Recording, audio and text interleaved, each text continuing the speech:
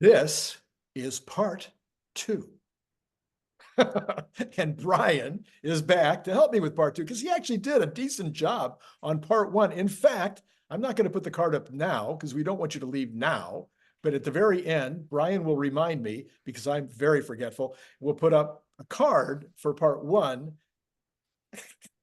We'll put up a card for part one, which will get you back to talking about all the American startups, the American legacy companies, the French legacy companies, the European, the German legacy companies, the Japanese legacy companies, who are all doing what, Brian? Well, Yes, yes. Well, I'd say they're doing okay. okay. But today we're going to talk about the future because the future seems to be in China and in South Korea. And Brian, I'm hoping that you'll be able to help me kind of walk through some of these because some of them I'm going to guess that my listening audience, as smart as they are and as well read as they are, there's going to be some brand names here, some company names here they've never heard of before that are significant players already and just going to get more and more significant. So, what do you say? Let's start with the king, the ones that some newspaper headlines are saying is now running it all, and that Tesla is trying to catch up to them now, and that would be BYD. BYD is a great company. They were a battery company. They decided to go big into batteries and get very good at them. The odds are that everyone out there who has owned a number of cell phones has had at least one cell phone with a BYD battery in it at some point. And they're fine. They're good batteries. They decided to get into the electric vehicle space and found, like everyone, it's very difficult, but they had the strength of their core business to prop it up. So they didn't need to constantly beg for money and always wonder if their future was going to be how uncertain it would be. They could do it in house, so to speak, with their own financing. So BYD has done very, very well. They've taken a kind of traditional approach in that they've got a bunch of different models across a bunch of different price points. And that allows you to, at least in light of not in lieu of having the best product, they have the most product. And if you have the most product, you have the best uh, pricing leverage, which allows you to be slightly cheaper. And that has allowed them to dominate. So BYD, absolutely one to watch. They are, uh, I wouldn't say they make better cars than Tesla. They don't. They could this year or next make cars that are as good or better than Tesla or anyone because they are like Tesla. They're a moving target. Their biggest advantage is that they're vertically integrated. They make their own batteries, so many that they even sell them to other manufacturers. But they do a lot of the other stuff in-house as well. They make a lot of their own parts. They design their own chips, just like Tesla does. So they've got a lot of cost savings there, but more importantly than cost savings is they've got control over the product. And if they need to make a little change, they don't have to go out for a request for engineering from the supplier. They make the change and they implement the change, and it allows them to move quicker. The disadvantage they have is they're trying to brute force their place as first in the market. And that means their margins are much smaller. For them to have a competitive vehicle, you look at something like the BYD Seal that we saw in, was it the Seal? Yeah, I think so. That's competing with the Model 3 in Europe. I saw a great review of them head to head, and they are pretty comparable. I think the BYD looks a little nicer. It's pretty aggressive in its styling. I think that's cool. The 0 to 60 times are close. The performance is, it's all close. The big difference is, even though they're about the same price, the BYD weighs 600 pounds more or 800 pounds more. It weighs a lot more. I think it's 800 pounds more. And the margin is very small. And how could it not be when you've got that many more atoms to sell, to ship, to build, and you've got, it's still, they're both made in China, so it's not like they have a labor advantage on the price. In the future, BYD will get that sorted out. Next year's Seal, I'm sure, will be 100 pounds lighter, and the year after that, another 100 pounds. And so they will either expand their margin or reduce their price or both. So BYD is definitely a big one to watch. They're number one in China, And now, as of at least in Q4 of last year, number one in the world for EV sales for a reason. Yeah, and but they do have a dealer system, so they're not getting the advantage of selling direct. They do apparently have 800,000 employees or some massive number of employees compared to Tesla's 140,000 with about the same, with that, I think not even as much total gross dollar volume. They do get a lot of Chinese incentives, I think that Tesla does not get, being an actual Chinese company. At least I read that this morning. I don't have confirmation of that, but I did read that they are still getting some Chinese help that Tesla is not getting. And they don't have, they also, I think, tend not to be nearly as aggressive in terms of new ideas as Tesla. So they're more or less, they're following along with the traditional Taiwan, the original Japanese approach, Taiwan approach, now China approach of copying, some of the leaders. Sure. So on the employee headcount, I think that's a bit overstated. It may be that they have too many employees for what they're producing, but you have to realize they're also producing all their batteries and all the. So if we were to start looping in the headcount that Tesla has, if they were to have all their battery production in-house, because Tesla doesn't just buy from BYD, which they do, but they buy from LG, they buy from Panasonic, they buy from half the big players, Right. and even that is barely enough to keep them satisfied. And BYD has other lines of business as well that are already producing, and they also make gas cars. Yeah. So if you were to look at their total production, it's actually quite a bit higher than that. And if we're looking at dollars, you have to realize that they sell cars that are $10,000-$11,000, Right. but they're gas cars. Right. So you and I aren't looking at those, but they still require employees to build.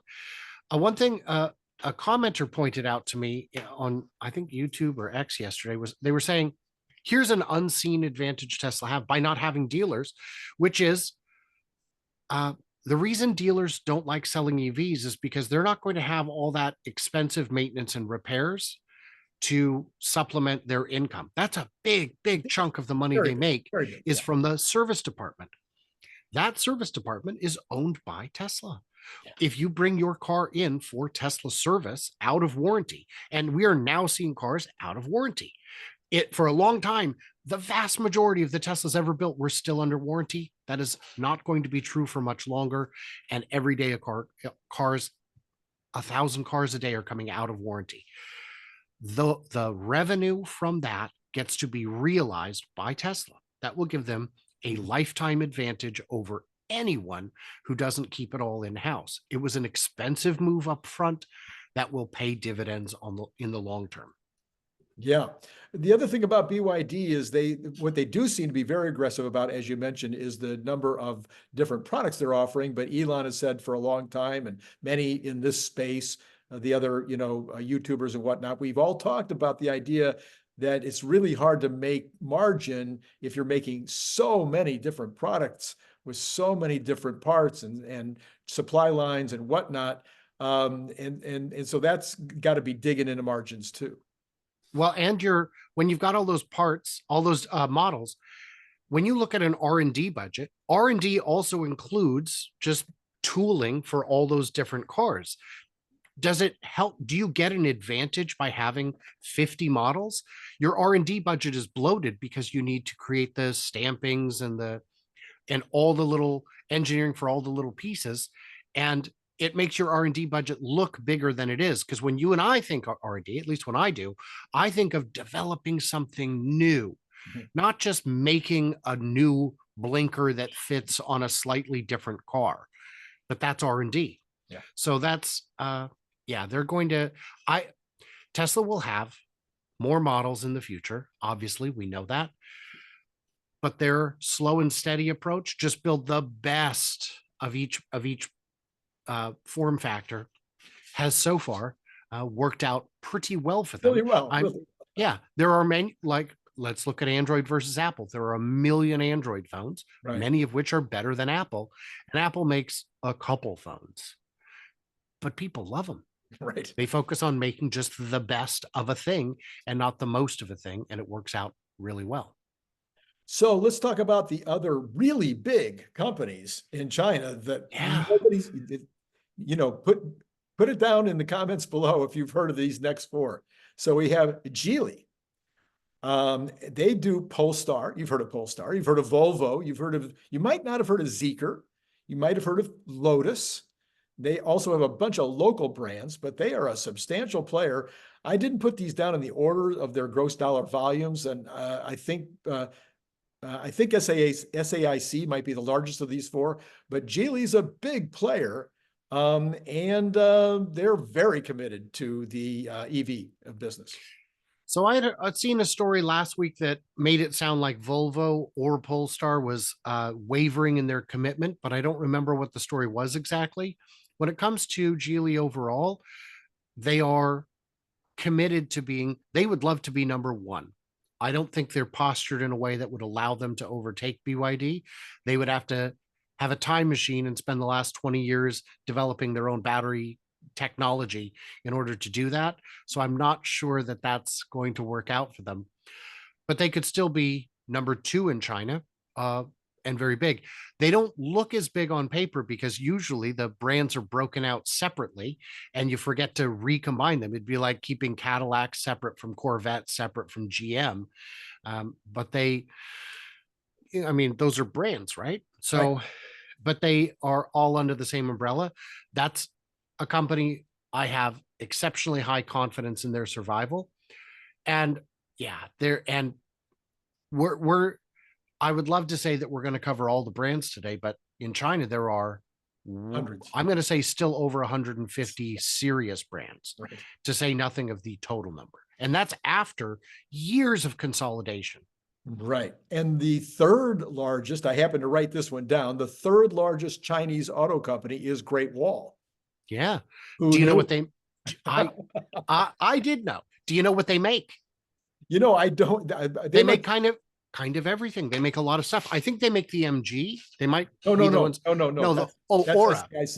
They make Aura, Aura, which yeah. makes the funky cat, and I think they make they might be the one that makes pickup trucks as well, of a range of commercial vehicles. They are huge. The vehicles look fine. They're already for sale in Europe, and they're quite compelling. I saw them at Fully Charged in Farnborough, England. In terms of their financials, in terms of their anything beyond that, I can't speak to it. I haven't looked into it because there's too many brands to follow. But yeah, Great Wall is, and you could have probably come up with a better name, but it's fine.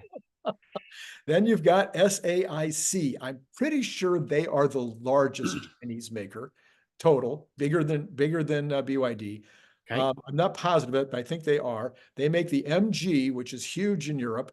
Yeah. They make the Maxus. They make lots and lots of other brands. They also I think all four of these companies co-brand or make cars for other legacy automakers.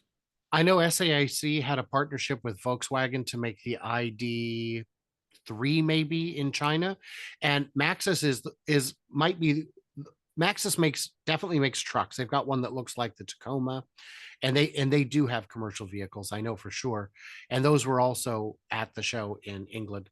And they look good. The prices are not shockingly good. They're not like cut rate vehicles. They're not trying to be the cost leader. They're just trying to get into the market.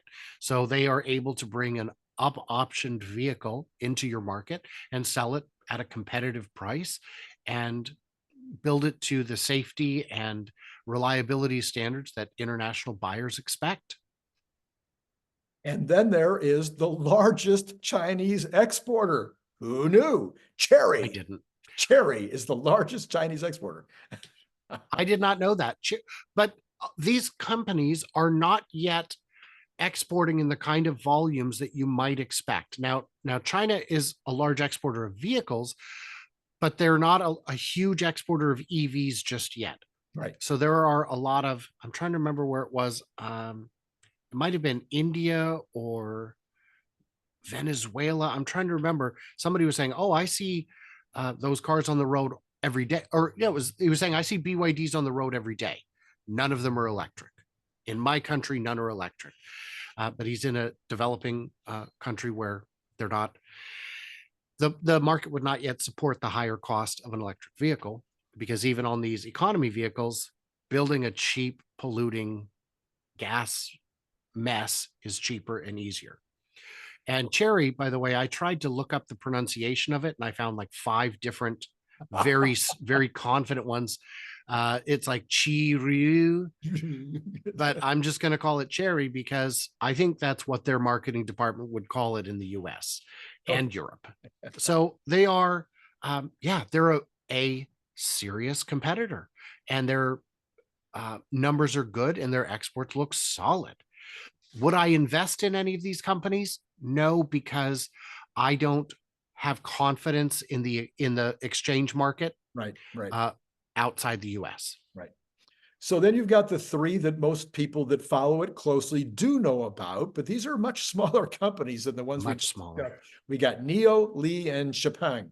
So Yeah, talk to me about these three. sure. So the fans of Neo are rabid and crazy, because I've made a few videos now about Neo and the battery swap madness, and how it would cost $10 billion to roll out a battery swap network, and it would have inherent in it a number of logistical problems that are difficult, if not impossible, to overcome. And you know, I could spend an hour on that, and I already have, so I won't do it again. Neo's problem is that they are deeply unprofitable and kind of running out of runway. They certainly can attract new investment to buy them more time, but the car is not that compelling. It's a when you have a battery swappable car, you limit what the next car can be. You can't radically update your architecture, your car size and shape, because the old battery needs to fit the new car. You can't update a lot of things. You introduce additional weight penalties for having duplicative structures, redundant structures, and it just and then you've added complexity, you've added cost. And then if they're going to have additional batteries sitting around not being used, it's going to add more cost to the company that they can't recover. And you said, well, you could use them as mega packs, right? You can't put mega packs everywhere you need them. There's local utilities have rules about that, and it's a problem. So Neo is one that I have.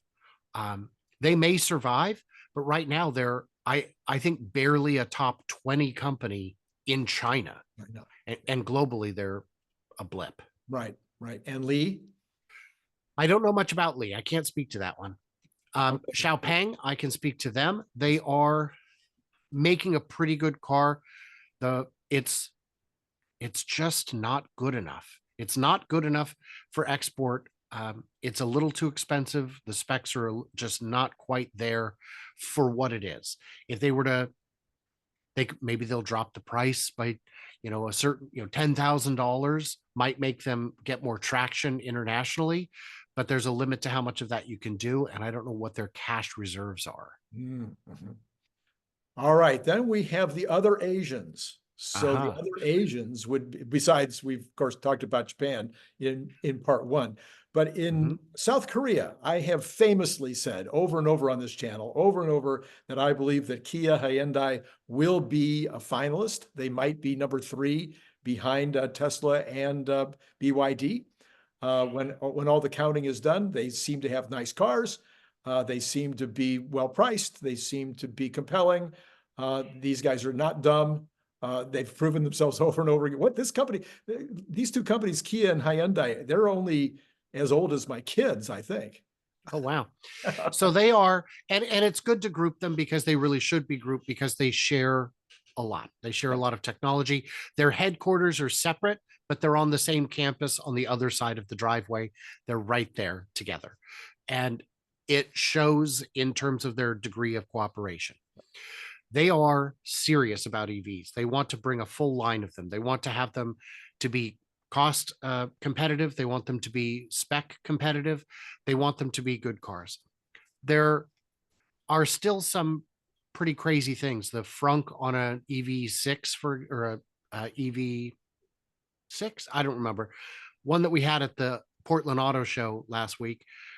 The frunk is large enough for a brochure, and I know because I tested it. I was able to fit the entire show program inside the frunk, which is great. I was not able to fit my sandwich in there, but that's my problem. I don't use the frunk on my car that much. No. I am less concerned about that than everything else. Exactly. There's any other aspect of the car I care more about. The efficiency is reasonable. The styling is aggressive. You'll know whether you like it or not, and that's fine. You can make that decision. It's not a binary output. You can feel however you want about it. And then, and the price is reasonable. Unfortunately, it doesn't qualify for the incentives right now, which means you'd have to lease one if you want that 7,500. And maybe there's a workaround where you can buy out at the end of the lease. I don't know, but it is all they are working. They have, I don't remember if it's Hyundai or Kia. I think it's Hyundai has a plan to build a factory in big factory in like North Carolina, South Carolina, somewhere in the South. Right. And they have moved forward their plans for completion. They've moved it forward by a year. And I think part of that is because the battery supply has improved and they can see that we are going to absolutely lose market share until we can get a car that's on a level playing field in terms of the incentives with other manufacturers.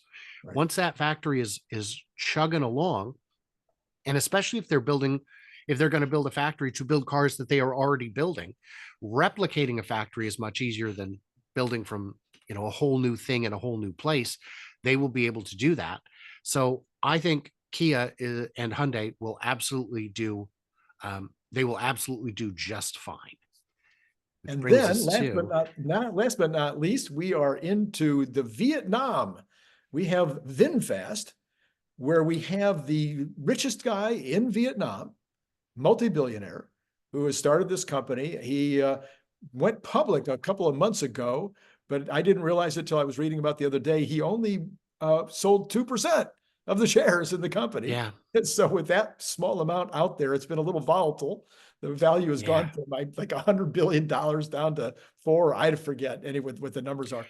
But it's anyway, ridiculous. But they're coming out with a lot of cars. He's already got 2 new factories either started or the land. I can't remember, but I mean in Hungary and someplace else, I forget. So he's not just doing Vietnam, not just doing the US. I mean, he's putting his stuff in a lot of pots out there already. What do you think? So I did have a small correction. You said last but not least, and that is only half correct. Okay. Because VinFast is least. You said they only floated 2% of the stock, and that is correct. That is not an accurate representation. That's not how you do it. So yeah, they only raised, I don't know, tens of millions, maybe $100 million, and wound up with an $80 billion valuation, however briefly. A lot of people bought in on the hype and are still very excited. The good news on that is they could do another round of stock sales to raise more money. And people are saying they are going to later this year. And they may have no choice. But the problem is now the valuation is so low that it may not make sense. Maybe they should have done that when it was at 80 billion instead. And the lower it goes between now and then, the more shares you get for that additional 10, 20, $100 million. The problem they're having, the factory that they've announced in, I want to say Georgia, there are concerns that they may not be able to build on all of it because it is wetlands, because it's protected land. But even if they were to build on part of it, that would be fine. The other problem is they haven't started.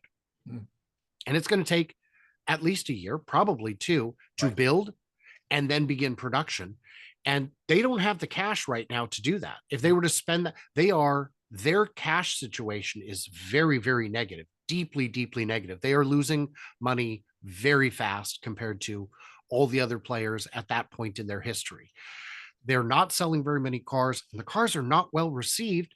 Donut Media did a video where they said, we're going to discuss the worst reviewed car in 2023, the VinFast.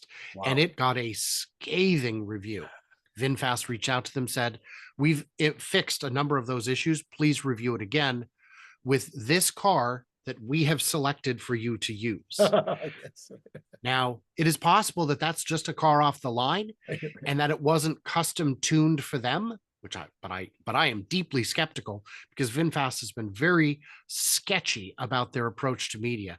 They love to purchase influencers, Mhm. and that makes me that's a red flag for me. Yeah. Their customer experience does not match their influencer experience. I see. So big companies like, Disney and others like that may reach out to influencers to say, hey, come in for a special weekend. Yeah. But when you and I go to Disneyland, we have the same experience. I know just regular civilians with nothing but amazing experiences about a difficult day at Disneyland that Disneyland made right. That's what you want, as opposed to this. On that second review, it is clear that they gave them a special car, but not cash, because the review came out and said, it's better. And that's not going to be enough. The car would have to be 20, 30, 40% cheaper if it's going to be that much worse than the offerings you can get from somebody else. And until that factory is producing in the US, it's not going to help. And they don't have the cash to build a factory in the US. And any attempt to sell more shares is going to deflate the value of the price more, which can cause a sell-off on its own. So they would have to announce in advance, we're going to be selling more shares, so that people get excited and realize that it's them selling a whole lot of, doubling the float rather than anything else. So. All right. Well, I think we've covered all of the, serious players. As you mentioned, there's probably another 100 or more in China that we've not covered. But I think we've covered most of the rest. I mean, there are a few players out there in very, very small players in I think in Eastern Europe, maybe in South America, very small manufacturers. But one of the other things that I've noticed is that the Chinese makers also seem to be looking for those kind of opportunities, building small factories in South America, in Eastern Europe, where they can maybe they've only gonna sell a couple 100,000 a year, but maybe do so profitably in some of these markets. And what I'd like to ask is, for people watching, was there a company we didn't cover that you'd like us to discuss perhaps next week? Because there is no shortage of companies, and let us know. Let us know. Okay. All right. So Brian, you need to remind me of something. What was that now? The name of my channel? Oh yeah, the Futuraza. That'll be good. Futuraza. That was part of it. The other thing was right here. I'm going to put up a card for part one, because it was by far. Would you agree? Nobody has done as complete an analysis of the other than Chinese and South Korean cars ever, or recently. Certainly not recently. And if you wanted to learn more than what we shared, you'd probably need to spend 2 hours to do it. Oh, easy 2 hours. Yes, absolutely right. So in a half an hour, they can learn everything they need to know about all of the other than Chinese and South Korean and Vietnamese cars. Yes. All right. Works for me. All right. Thank you, Brian, as always, for coming on board and chasing around these ideas and these thoughts and these concerns so that we can be better informed about the EV world. It is my pleasure, Randy. Of course it is. And it's been great talking to you. Not you, but them. I think you're still recording. Well, in that case, we've done another one of those things where we've continued the banter even after. Who's we? Who's we? Who's we? Just had another movie reference. I'm not sure. No.